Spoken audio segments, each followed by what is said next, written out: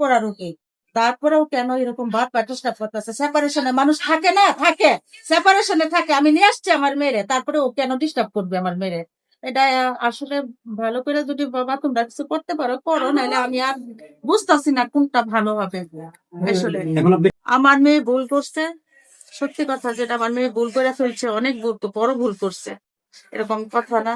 এখন আমি চাইতেছি ওর কাছে ও আসলে মুক্তি চায়, কারণ আমার মেয়ে এটা ভালো বুঝবে, ও এটাল মেয়ে। আর ও ভাইয়া আপনাদের যে সিম্প্যাথি, যে সোশ্যাল মিডিয়ার সামনে একটা ইমেজ ক্রিয়েট করতেছে যে ও বাসার সামনে দাঁড়াইছে বা সংসার ঠিক করতেছে, এরকম কোনো কিছু না। এরকম একটা না, ও মানুষ গালিগালাজ করে। চাইতো মন থেকে, গালিগালাজ করতো না। ও আমাকে ফোন দিয়ে নোংরা ভাষায় গালিগালাজ করে, আমার মাকে নিয়ে বিভিন্ন জঘন্য কথা বলে।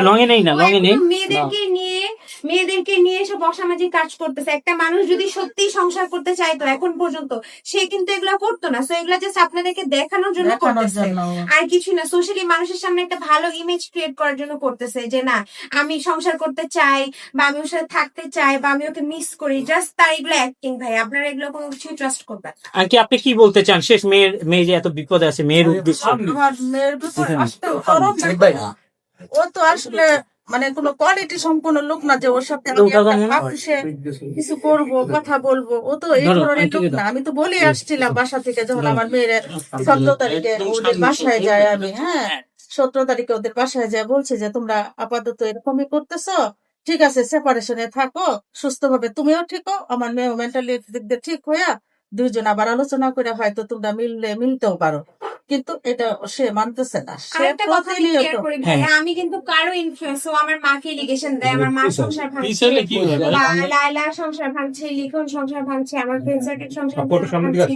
এগুলো কিন্তু মানে এগুলো কিন্তু পুরো ইলজিক্যাল একটা কথা। আমি কারো কথায় ওর সাথে সম্পর্ক করিও নি, কারো কথায় ওর সাথে সম্পর্ক শেষও করছি না। এটা একমাত্র আমার ব্যক্তিগত ডিসিশনে, ওর মায়ের খেয়ে ওর টর্চার সহ্য করে আমি ওর টর্চার না নিতে পেরে আমি সংসার শেষ করার সিদ্ধান্ত নিচ্ছি। এখানে কিন্তু কেউ আমাকে বলে সংসার শেষ করতে মানে ইনফ্লুয়েন্স করছে না। আমরা একটা ভিডিওতে দেখছি আপনাদের সুনাম করেছে আপনার শাশুড়ি, মানে মামুনের মা। করার কিছু নাই তো ভাই, আমি তো ওনার সাথে খারাপ কিছু করিনি, ওনারা আমার সাথে খারাপ করেছে। তো আমার দুর্নাম ওনার কিভাবে করবে? আমার মেয়ে অসুস্থ হয়েছিল, সে মামুন এত বাজে একটা মানুষ। আমি যখন আইসিইউ তে ছিলাম, ওর মায়ের খেয়ে আমি কিন্তু ওর মায়ের সহ্য না করতে পারে, ওর এসব মেন্টাল টর্চার কিন্তু আমি সিক হয়ে গেছি। ওখানে গিয়ে আমাকে অশ্লীল কথা বলছে, আমি আইসিইউর বেডের মধ্যে, আইসিইউর পেশেন্ট, ওখানে গিয়ে পর্যন্ত আমাকে অশ্লীল কথা বলতেছে। ভাইয়া তো চিন্তা করবে মানুষটার মানে কি টাইপের মানুষ হতে পারে। ওর মধ্যে কোনো মনুষ্যত্বই নেই।